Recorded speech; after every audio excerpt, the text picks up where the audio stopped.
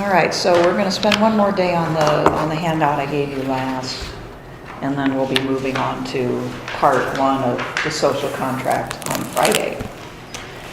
So I think where we left off last time was with his discussion of the different roles between men and women and how they develop, and the possible seemingly contradictory statement that on the one hand men and women were perfectly equal in their original state before they got together other than for mating, but then again he also says that women should obey or ought to obey, and that is a statement that makes you think that he thinks naturally women are somehow inferior.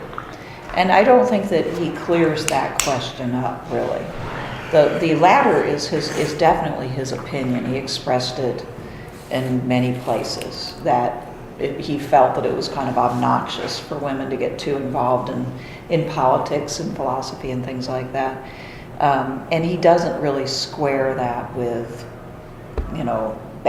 way back in the fictional past, there was complete equality. Where we get the roles started is when people begin to cooperate, and it just makes sense, and this is just based on nature for him, that women are going to be more sedentary at that point because of the division of labor, and that increases physical inequality between men and women. And logically, you might say that's the origin of social inequality.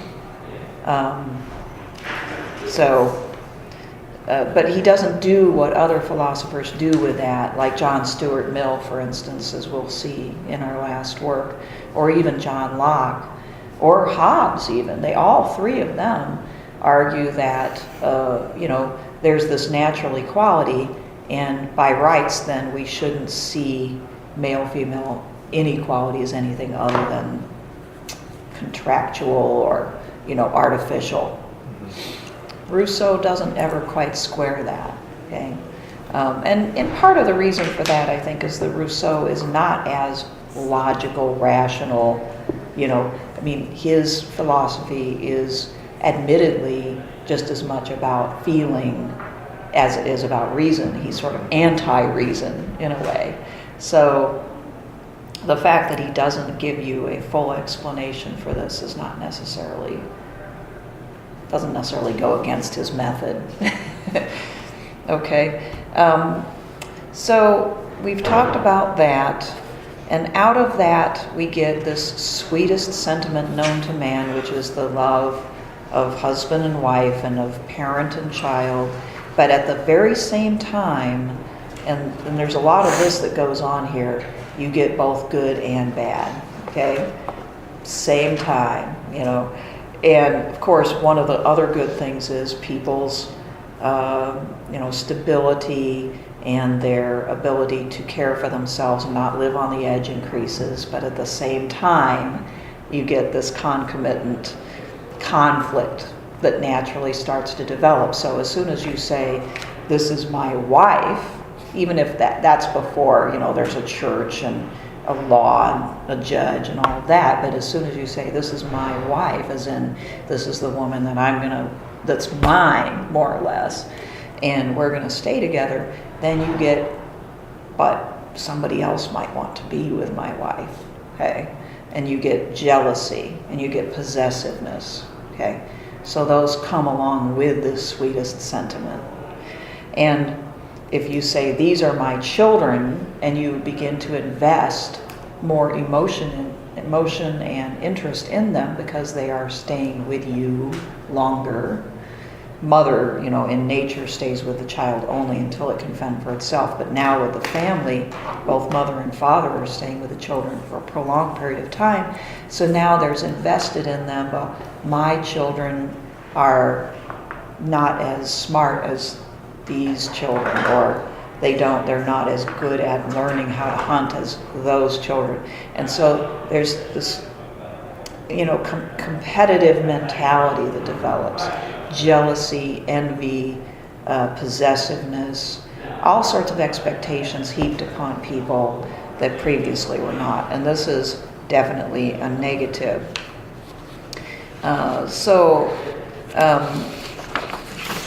Then human consciousness changes. And it's not me just sort of experiencing the sweetness of my own existence, but it's me thinking about who I am through other people's eyes. So it's self-consciousness and other consciousness. And now it's becoming impossible for people to really understand themselves apart from other human beings. Okay, does that make sense? So this is what Hegel thought was natural for human beings, that we're social by nature and we can't fully even know ourselves, he said, without being known by others and in effect evaluated by others. Rousseau sees this, but he thinks it's an unnatural development. It's an unwelcome development. It's not good because now you have this constant worry, and you're not as, to use a sort of 60s phrase, you're not as in touch with yourself. That's the 60s radicals loved Rousseau. A lot of that back to nature stuff was inspired by Rousseau, and still is. Okay, so we have love, but we have a different type of love, and now we get romantic love, which is not the same as the purest form of love at the beginning here. Romantic love it's got all these expectations surrounding it, right? So, I was rowing last night, and I always turn on some stupid program while I'm rowing. And I turned on The Bachelor, right? In the beginning, you all know what I'm talking about. The Bachelor hands out roses. I have no idea what you don't watch it. He's not going to admit he's ever seen it. It is a women's show. So, he's handing out roses. He's going on dates. Certain things have to happen on these dates if these women are going to think that he's got any interest at all. It's one of those shows, right? How do you not know what The Bachelor is? Like, I've never even seen this show, and I know what it is. It's a cultural icon. I've seen people on social media talk about it. I've just never cared to even realize what it's about. It's a very wants me to watch it for some reason. It's a very bad idea, really, because the guy ends up, I don't know, he's got to be pretending to fall in love with 3 or 4 different women at the same time, and it's just impossible for people to have this much invested in so quickly in other people. But anyway. Is that the show that people get really angry at people for picking the person they didn't want them to pick? Sometimes, yes. Is that it? Okay. Yeah. Last time he rejected some woman who really thought that she had a connection with him, and so she went out and she's bawling on the steps outside of the house, just crying her eyes out. Now, they've only known each other for probably 2 or 3 months at the most. I don't know how long these things go on, but it's just ridiculous. And this happens because people get these very romantic notions of what falling in love is supposed to be like. I think Rousseau would even deny that there is such a thing as actually falling in love. Okay. And it comes along with exclusiveness and with all of these romantic gestures that you have to do. And if you don't do them, then feelings are easily hurt. And all the feelings are very accentuated, okay? Along with gender differences, which are accentuated. In nature, men and women way back were not that different, but as they begin to do these gender roles more and all of these, love interests and jealousy and all this develops, you get this hyper-feminization. And I mean that not in the terms of feminism, but I mean, like femininity, hyper-femininity and hyper-masculinity, okay? So because of all of these expectations. So in Rousseau's mind, it creates a great deal of misery, basically. People just, you see it symbolized every February 14th when Valentine's Day comes around in our society, right? And people expect certain things from their spouse or their boyfriend and girlfriend. And if it's not perfect, and let's face it, some people, it cannot be perfect, then they're going to have hurt feelings. Or like if they didn't get anything on Valentine's Day, they're sad. Okay? And Rousseau would say, how is this better? This is kind of what he's saying here. So, and again, like we said last time, he's asking people to compare the current state, of relationships with this admittedly, imaginary past, which is his ideal. Okay? The further we get away from that, seems like the more miserable we become. And it's all in people's heads. Okay? So men start to fight and even kill each other over women. Okay? And maybe women do that over men, but I think he emphasizes men competing over women. And women sort of becoming manipulative about this, knowing that they can get men to do these things. So there's this undercurrent, and we'll see this with John Stuart Mill too, of the women becoming a sort of social and political force through the manipulation of men. Now, John Stuart Mill acknowledges that this happens, but he says this is a gross distortion of female nature, and it happens because women don't have any other way of having any sort of influence because that's been taken away from them. So what we need to do to end this is to give women equality. Okay? But Rousseau doesn't go there. He just dislikes this, this development, and I'm sure he probably would advise men to, resist this manipulation, right? So he seems kind of, I forget what, misogynist. Yes.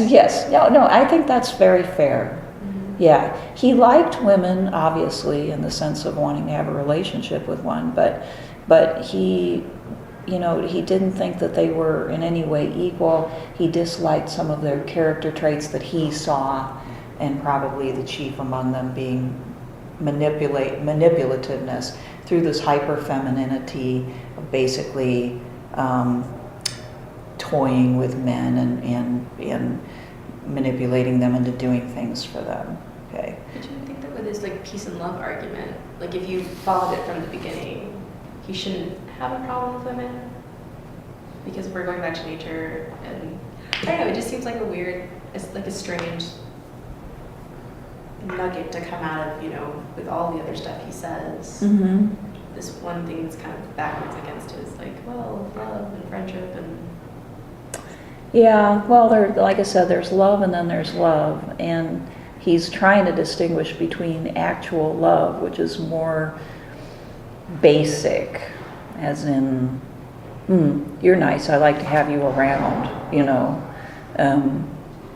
and the highly civilized form of love, which is often not a very good feeling. So maybe it's what women have become in his view, not women in the Yeah, and it would make sense for him to say, well, then that's what women have become, and they can undo that. And he makes a little bit of a stab of that in Emile and Sophie, in his books on how to raise men and women. He spends more time on Emile, but he tries to depict how you should raise a woman in a way that will not lead to this type of thing. So he does do a little bit of that there. But for the most part, he just observes it and doesn't particularly like it. And I think it would be more inclined, because he is a misogynist in ways more, he's not interested in really, improving the lot of women. He'd be more likely to advise men to resist this, and to be independent. Independence means not really ultimately needing anybody else. When Emile finally loses Sophie in this story, because it's long story short, they have a baby, or they lose their baby. Either she has a miscarriage or the baby dies, I can't remember. And so she becomes unhappy, and they move from the country atmosphere that they lived in to Paris so that she can be amused and not have her mind on this all the time. And when they get to Paris, they meet all sorts of people, of course, and Sophie becomes interested in another man and has an affair. And at that point, Emile decides, well, and then he falls back upon his training and his upbringing, and he just leaves. And he goes off and he becomes some sort of a tradesman because he's learned all of the ways of making a living that he possibly can. And he's not as happy as he once was, but he's able to obtain some of that happiness back. He doesn't have over attachment to Sophie, okay? And Sophie's just doomed, basically. So yeah, you would, if he were interested in women's lot, he would have taken that argument and said, okay, women, you also are unhappy. This is not actually love. You need to, rethink what you want out of a relationship. And in fact, how you're educated too, because women back then were educated largely to please men. This was the whole, point of a lot of women's education, to the extent that they had it, was to learn enough to be a suitable conversant, somebody who could, have a conversation, who could play games, who could speak maybe another language, knew how to dance. That was a big one. Not cook if you were rich, that was out of the question. Be a good hostess, things like that, And so there could be a lot of direct, criticism of that, but. So if I'm understanding you right, is he saying that, I'm trying to think how I want to say this. So, women and men, so they're similar in the state of nature, but this inequality grows. So does he think because of this manipulative nature that men and women should not be equal then? Right. Yeah. He does not. He doesn't think they are equality? equal. No, Okay. no. And it's interesting that, people who learn about Rousseau in a sort of superficial way generally and associate him with the Enlightenment and the French Revolution automatically assume that somehow he was a champion of women's rights. And nothing could be further from the truth. The problem is, like I've said, he doesn't really say, women were equal in the state of nature and therefore they should be equal now, and we need to get rid of these artificial problems that are keeping them from equality. How he gets from equality in nature to really what sounds like natural inequality in civil society, I don't know. See, I don't think he explains that very well. If it was purely artificial inequality, then he should make the argument for erasing it, and he doesn't. It seems like he starts with trying to argue for equality, and then he just pulls a 180 on you at the end. Mm-hmm. And it's no doubt partly his own personal experience with women, Sounds pretty like something happened. Yeah, it sounds like he's bitter about something. Yeah, Mademoiselle de Warren may have taken advantage of Rousseau when he was a young man. I mean, not too many people have really explored this, but the type of feelings that he has makes you wonder, because he was really destitute and kind of desperate, and she had everything he needed, money and a place to stay and so forth. And she was trying to proselytize to him and make him a Catholic, but at the same time they end up having an affair.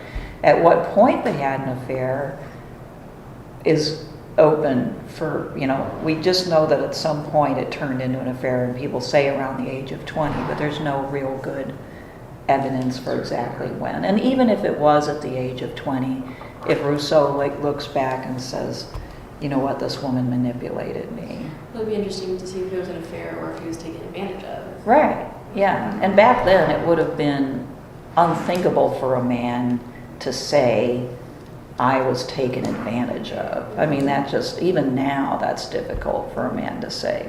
But I don't think that Rousseau would have ever said it, So, it's a matter of speculation. The fact that he talks so much about manipulation makes it seem like he was. Mm-hmm. It's quite possible. And then in addition to that, just looking around and seeing what women were doing. I mean, there were women like this. This is not a fiction, because there weren't any other avenues to social status than through men. So, and some of them would turn it into a high art. So if they wanted to have any sort of influence, let's say that they wanted to have influence in intellectual circles, they couldn't do that on their own. They had to be supported by their husband and other men to be able to do that, or to become a published author or anything like that. So, marriage was an absolute essential for women. Right there, that's where it starts. If you wanted to not be impoverished and basically totally dependent, hopefully, on somebody, they had to find somebody to marry, and then everything had to go through the husband. So what Rousseau was seeing was not necessarily women's actual nature, but women's nature as it had become through sort of being forced into these, behaviors. And this is what Mill points out, that this is not some sort of natural character defect to the extent that it exists. It's because of the way the game was set up at that point. But on the other hand, you can understand, perhaps, if being charitable, how a man in that situation might feel resentful at times about being manipulated. And there's this, and this is what he wants to emphasize, there's this wall then that gets built between the male and the female of suspicion, where the man doesn't know, are you with me or acting this way because you actually want to be with me, or is it because you want something? Okay? So then how can there be love? How can there be mutual regard if the man looks at his wife in this way, and if the wife looks at her husband as maybe income and status and all of those other things? It's difficult to get love in there, and that's his big point, I guess. It's funny. I just recently started watching Game of Thrones. I don't know if any of you guys. I want to watch that, and I haven't started it yet. So good. Wow. I'm so excited for the new season. I am too. It seems like you might know. It's kind of like Cersei's kind of like that in there. Yeah. You'll have to watch it. It's really Okay. good. Yeah, I will. Is it on It's- Netflix? No, it's but do you have HBO. HBO through your cable provider? No, I don't have cable. I have Hulu and Amazon Prime. So I probably have the old It Game might of be on Thrones Hulu. I bet it's on Amazon Prime. Yeah, But not I the would latest look. season. Definitely. I flew through the 4 seasons in like 2 weeks. It was really good. I've heard it's great. Yeah, it's just really well written. So Cersei, you So said? Yeah, it's- you have to pay she's- attention. She's the queen. She's the queen. Okay. And she's very, very, very manipulative. So basically everything that Mm-hmm. happens, she's basically running the kingdom. 'Cause, Okay. Yeah. Yes. yeah. That would be a great example of this. because her husband, the king, is kind of bumbling, not Mhm. really, Mhm. Doesn't care. doesn't care. He doesn't do Yeah. anything, and so that's she pretty much basically she does runs everything. So she manipulates him with Yeah, her she manipulates feminine him. She wiles. Everybody. manipulates the church. She manipulates Everybody. everybody. Uh-huh, okay. It I've sounds been- perfect. They kill characters off All the time. that, and I've been waiting for her to die since the beginning. She won't die. She's terrible. She won't die. She's just a She terrible probably person. provides most of the entertainment, though. She Yeah. does. She does kind of put into The emotion girl everything that- that goes on. The girl that plays her, she's a really good actress. She does a really good job. I will definitely check that out. I was telling my son last night that, because he's interested in English literature and he's very creative, I said, you guys don't realize this, but we're living in an absolute renaissance of entertainment. When I was your age, the entertainment was absolute crap. There was a reason why people said it will rot your brain. It's hard for me to even describe how bad this was.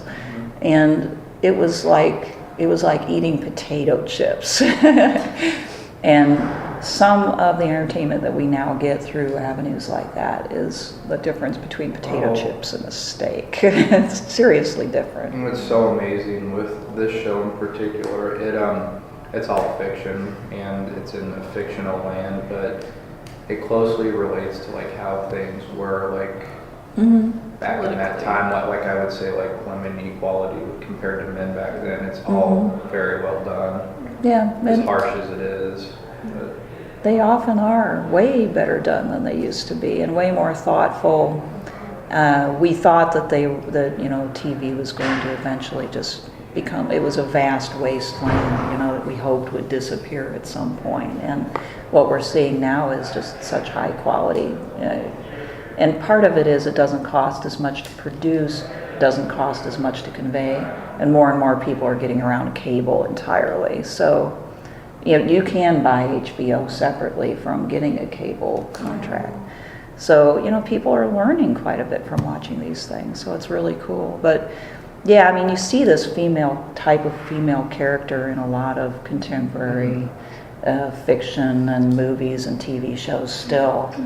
So you know what we're talking about, yeah. I am kind of wondering, like back in this time, were, I guess, arranged marriages in the upper circle still a large thing that went on? Absolutely. Okay, so Absolutely. then the women really didn't have a choice in the matter of who they married. Not usually.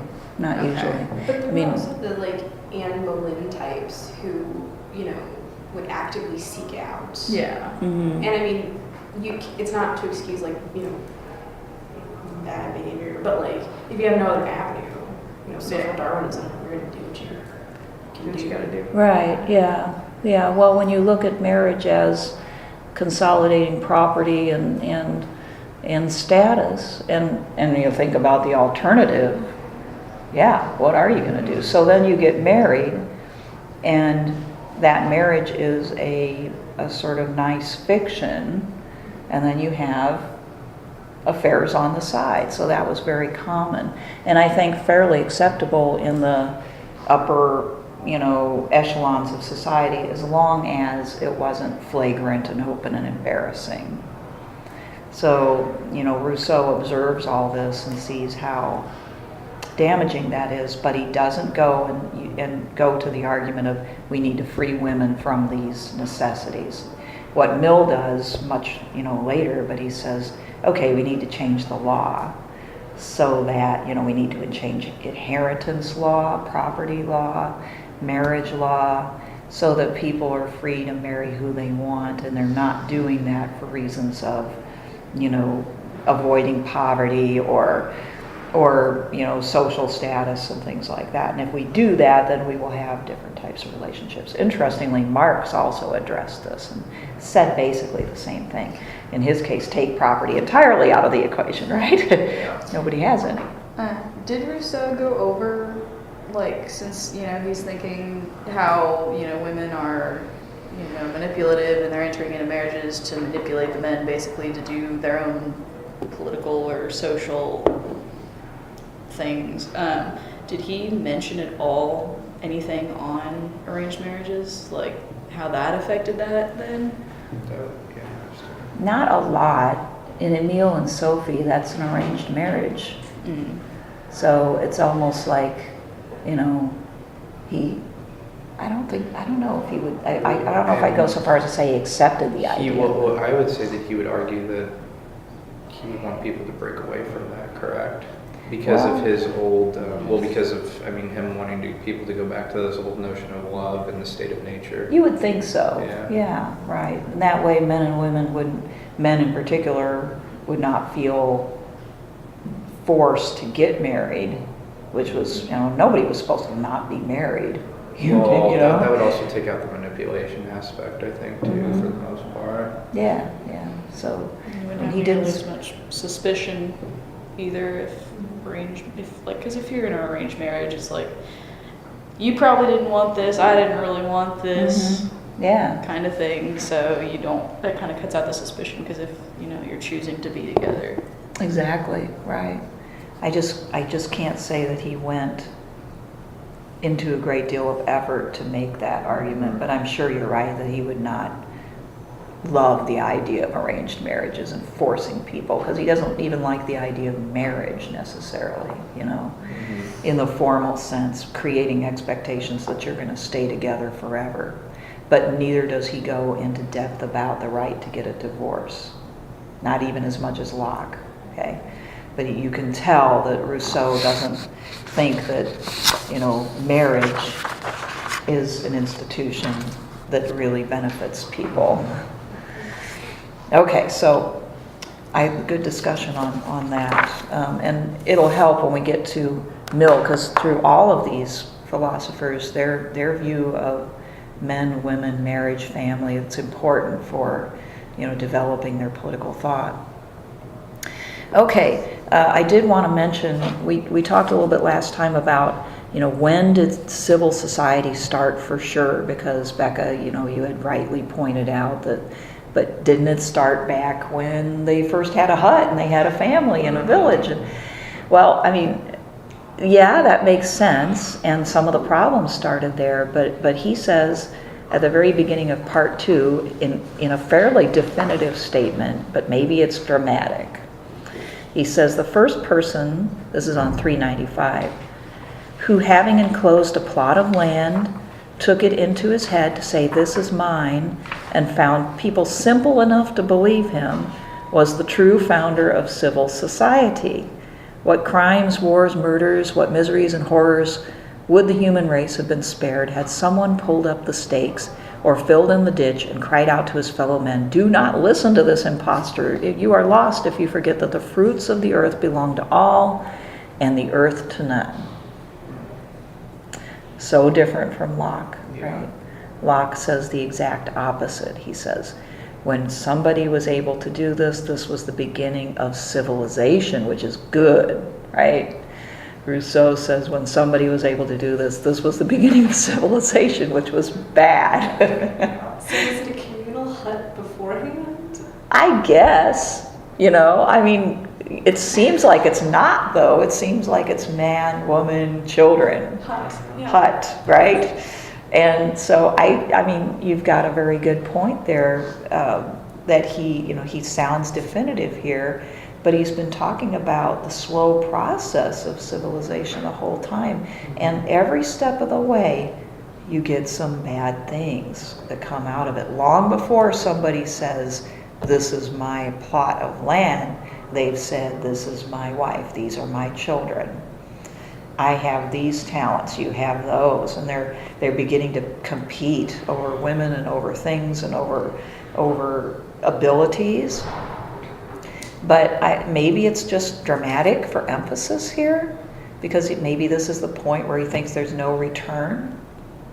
But I think that you've got a good point, that there doesn't seem to be, based on what he said before, where is the delineation point? Is it really here?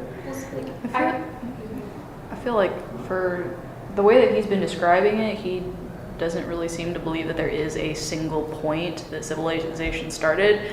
It was just like a development, so it was like a slow progression towards, and it just kind of all evolved into. Yeah. Overall, when you read the whole thing, it certainly seems more that way. So in that case, this statement would be maybe a little bit of hyperbole here for emphasis, right? Which Rousseau is more likely to do because of his approach to things. And he wants to say, this is the greatest crime that could have happened.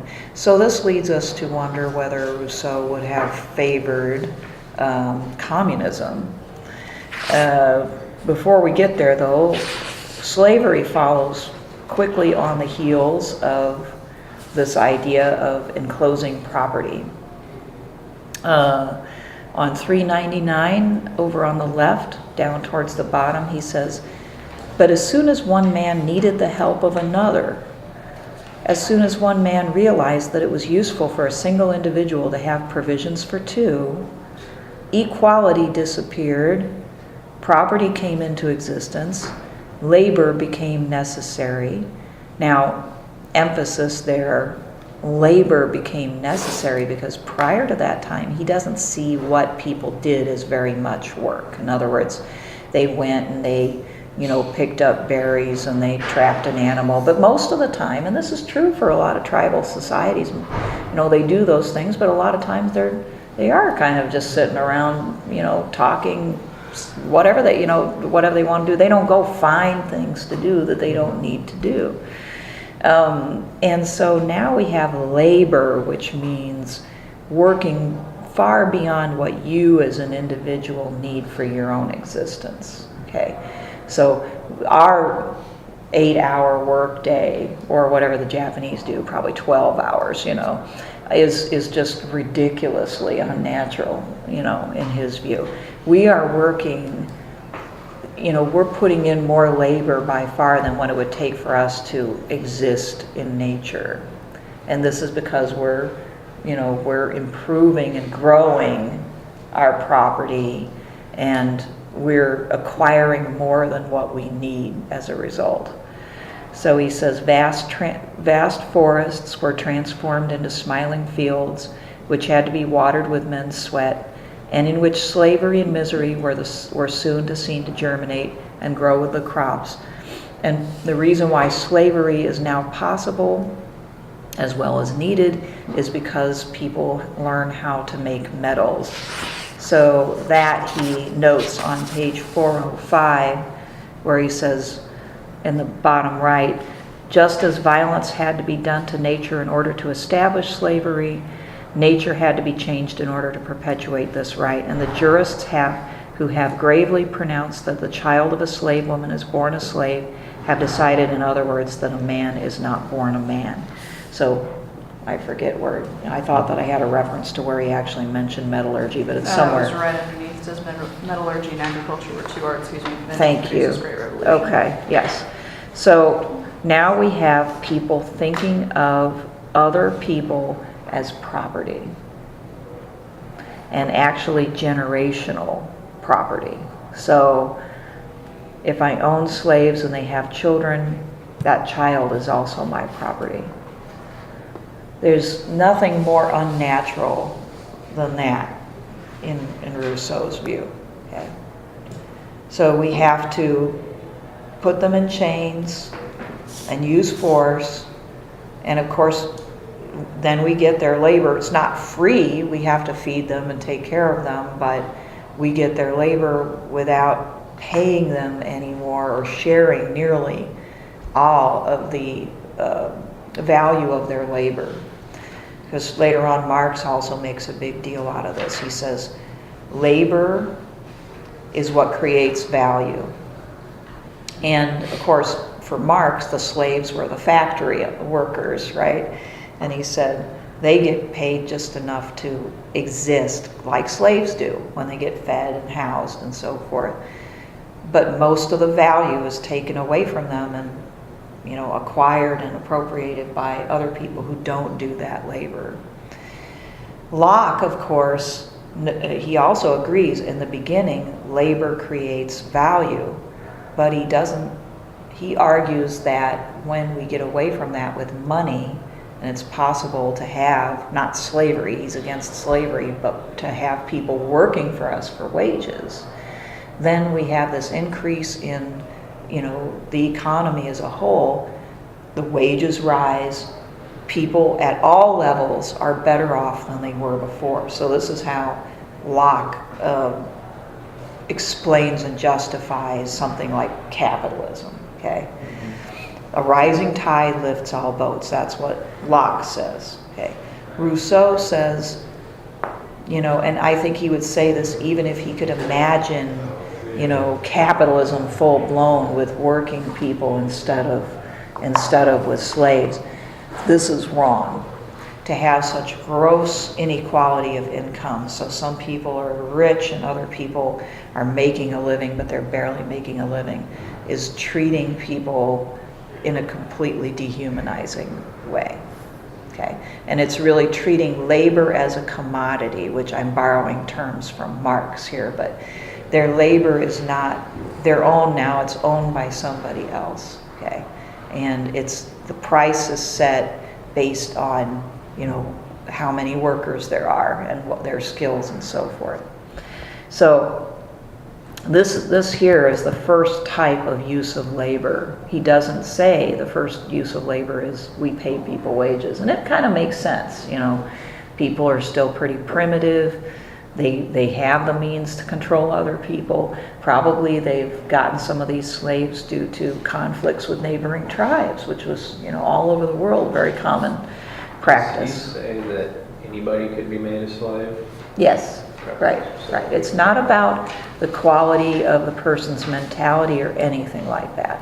You may remember Aristotle argued that there are such things as natural slaves, but Aristotle said natural slaves are people who cannot govern their own lives and need to be treated well, but need to be basically told what to do.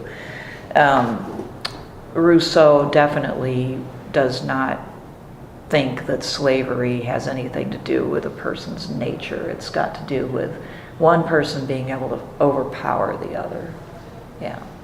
So it's an injustice, and one that he would and does argue against.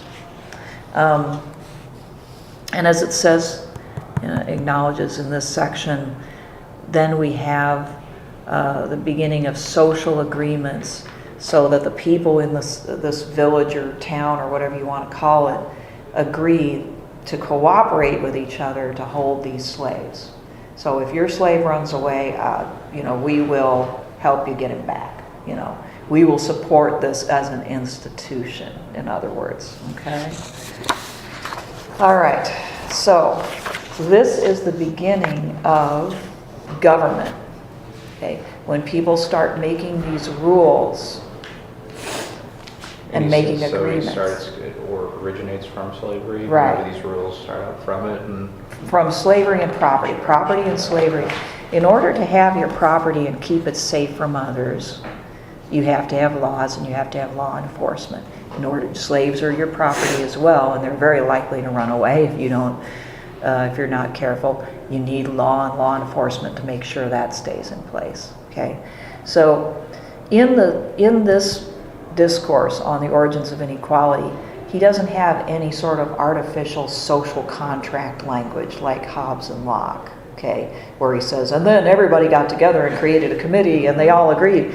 But it's clear that that there's this social agreement, and we start making rules and we enforce those rules, and there you have government. So he says, what is justice? The origins of justice are really injustice, okay? They're really not right, okay? What we call justice is just the rules that we have in place to keep this rather unjust system going, okay? And that's what he would say of of the government of his own day. Many of the laws that we have are holding in place an unjust system that keeps people economically unequal, that keeps people enslaved in marriages and relationships, that keeps people, working and toiling away for somebody else's benefit, et cetera, okay? We throw people in jail because they're starving and they steal something, So we have laws against theft, but we wouldn't need laws against theft if we weren't living in this situation where some people have a lot of property and other people don't. Gee, sure sounds like an argument you could apply to his women situation. Yes, it could, and he doesn't. Right. No. And, I just think Rousseau just was kind of a sexist. He wasn't interested in that question for whatever reason. As I said, Sophie is probably the closest thing to him speculating on that as possible, but he doesn't do all that. You could do that. Okay? So what we have here is a lot of rules developing and a lot of legal relationships. And of course, with the law, then you get disputes about the law. Then you need lawyers, but that's not in here actually. So, on the left of 400, he writes, from the cultivation of land, there necessarily follow the division of land, and from property once recognized the first rules of justice. For in order to render everyone what is his, it is necessary that everyone can have something, that is, legally have something. Okay, he's not making an argument there that they created communism. He's saying, everybody has to have the ability to own something legally. Okay.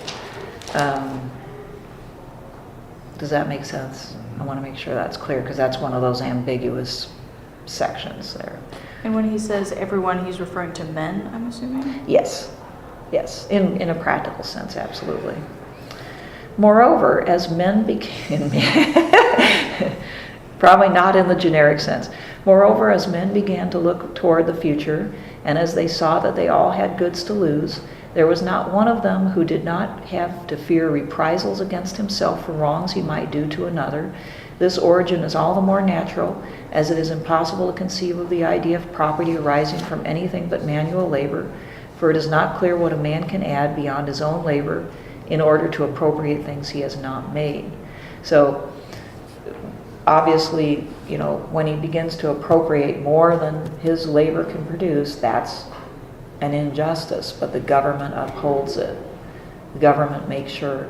And so he's directly arguing with Locke here, really. He's saying, look, this was bad. Locke's saying, this is the route to civilization and high culture. Okay? And everybody's better off when you do this. And Rousseau is just saying, no, they're not. This is a gross injustice. The laws are bad.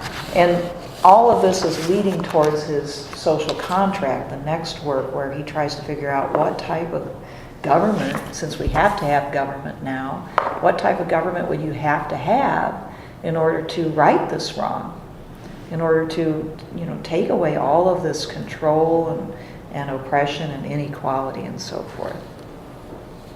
So, one question to ask is, would Rousseau advocate communism?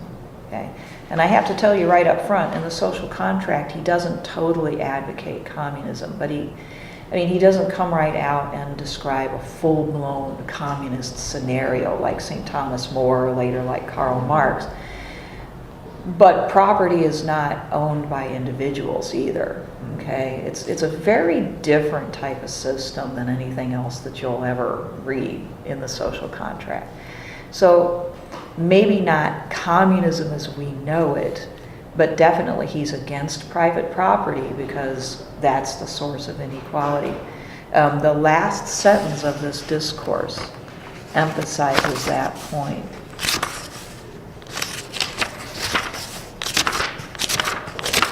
Which is on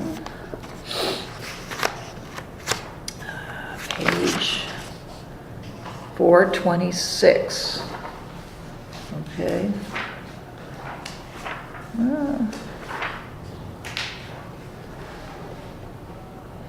That's not the last sentence. That's what it says in my notes, but it isn't. I'm going to have to fix that. Anyway. This was his notes. Would it be just his regular? Just actual? Oh, that's probably it. I'm looking at the notes. Maybe I'm correct after all. That'd be nice for a change.